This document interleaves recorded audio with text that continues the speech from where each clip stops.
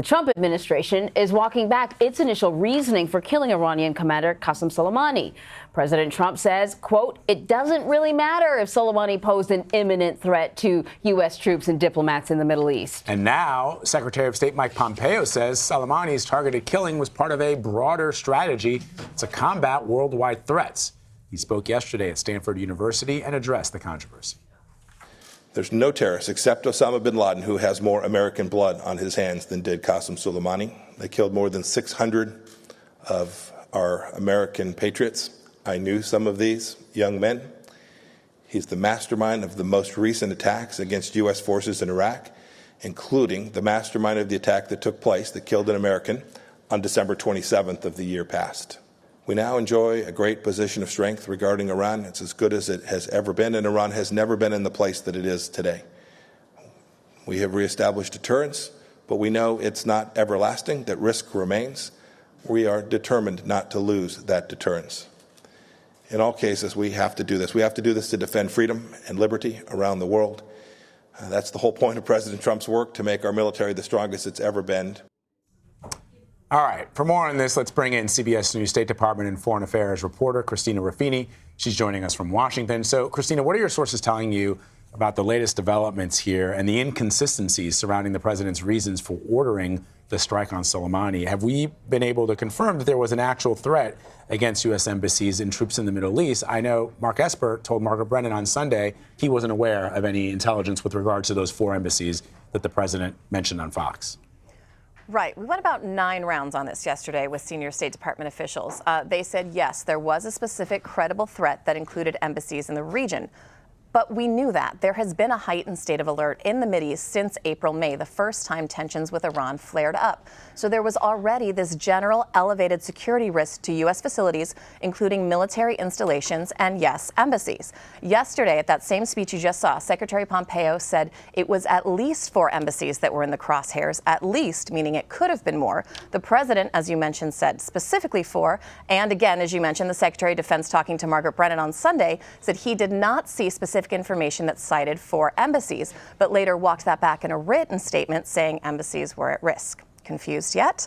Adding to that muddled messaging, CBS News has reported that U.S. embassies were not notified of an additional imminent threat in the days and weeks leading up to the Soleimani strike. The State Department now disputes that and said they sent out a worldwide alert to the regional security officers at those embassies. I asked yesterday when that alert went out, before or after the killing of Soleimani, and I got no response.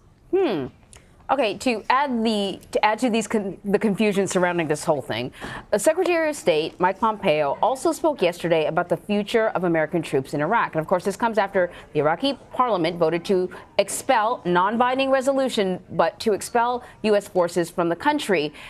And then there was this weird conversation where the prime minister said that he had spoken to the Secretary of State and asked about developing a plan for troops to leave. The Secretary of State said that that conversation was mischaracterized. Christina, where are we on U.S. troops in Iraq? Well, thanks to the student at this, he gave a speech at Stanford yesterday, and this was a question asked by one of the students who said, you know, did Soleimani manage to achieve in death what he hadn't in life, which is the removal of U.S. troops from Iraq? And the secretary said, basically, we're working on it. We're working with the duly elected government of Iraq to figure something out. But he also said that the Iraqi officials are saying something different in private than they are in public, and that behind closed doors, they've told American officials they welcome the anti-terror campaign and the mission to train Iraqi forces. And the truth is, the government in Baghdad will have a very hard time keeping control without a U.S. presence. They also cannot fight ISIS successfully without U.S. support.